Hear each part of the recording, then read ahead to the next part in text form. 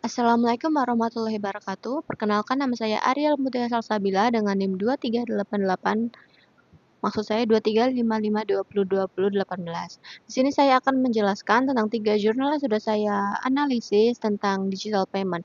Yang pertama, ada tren tantangan keamanan bertransaksi dengan kris dalam era transformasi sistem pembayaran digital oleh Kristanti tahun 2024. Lalu problemnya, peningkatan penggunaan kris yang signifikan diikuti oleh munculnya ancaman keamanan baru seperti phishing atau QR phishing.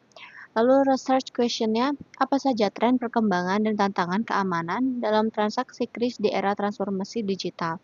Lalu research metodenya, deskriptif, kualitatif melalui analisis literatur dan observasi terhadap tren keamanan cyber terkini.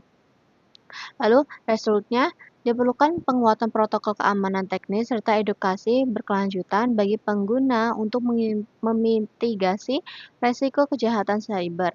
Lalu komennya sangat krusial untuk memberikan pemahaman mengenai sistem keamanan yang sering terabaikan dalam adopsi teknologi. Lalu landasan teorinya ada transformasi digital dan cyber security. Lalu yang kedua ada implementasi sistem aplikasi pembayaran digital payment dalam pelaksanaan pembayaran berbasis cashless di masa pandemi COVID-19 oleh Mubarak et al. Tahunnya 2022. Di sini problemnya ada perlunya efisiensi pembayaran di sektor publik atau lembaga selama pandemi untuk mengurangi kontak fisik.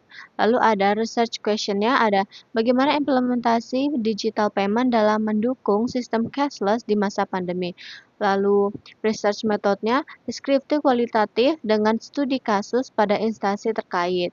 Lalu researchnya implementasi berjalan efektif dan membantu percepatan digitalisasi keuangan di masa krisis.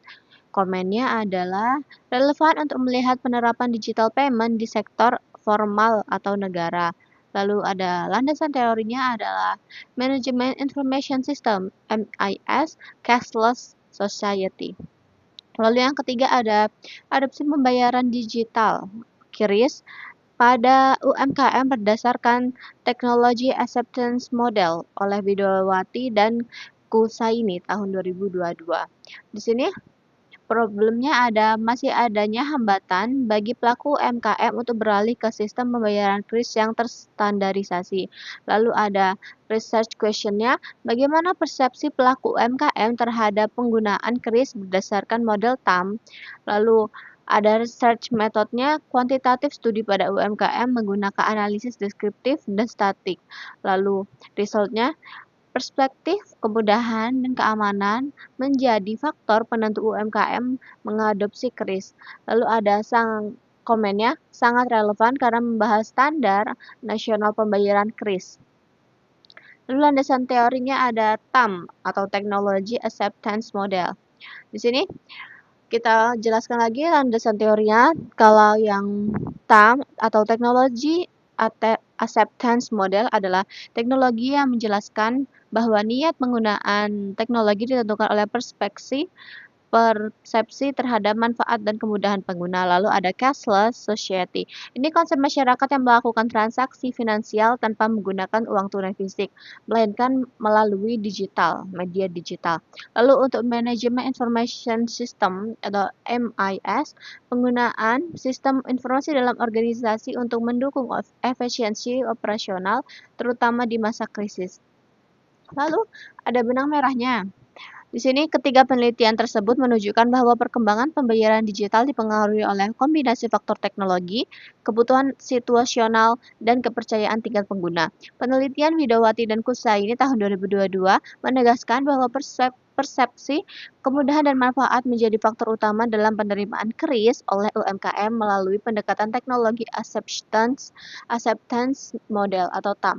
Selanjutnya, penelitian Mubarak et al. Tahun 2022 memperlihatkan bahwa transaksi yang lebih cepat dan aman lalu efisien di sisi lain, substansi 2024 menyoroti bahwa semakin luasnya penggunaan kris juga memunculkan tantangan baru berupa ancaman keamanan cyber.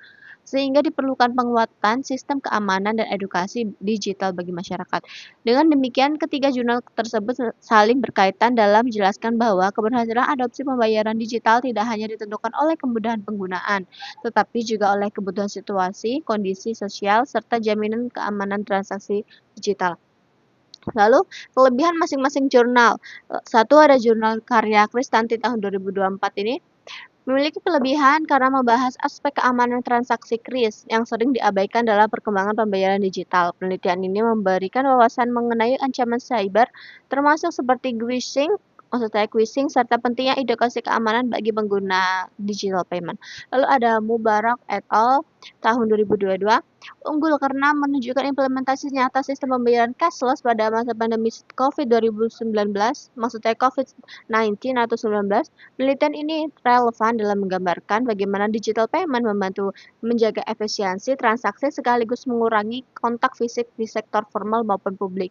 Lalu ada jurnal Widowati dan Kusa ini tahun 2022 memiliki kelebihan karena menggunakan pendekatan TAM dan menjelaskan faktor-faktor yang mempengaruhi adopsi kris pada UMKM. Penelitian ini memberikan gambaran jelas bahwa persepsi, kemudahan, dan manfaat sangat mempengaruhi penerimaan teknologi pembayaran digital. Sekian penjelasan dari saya. Kalau ada salah saya, kalau ada salah kata saya minta maaf. Saya akhiri.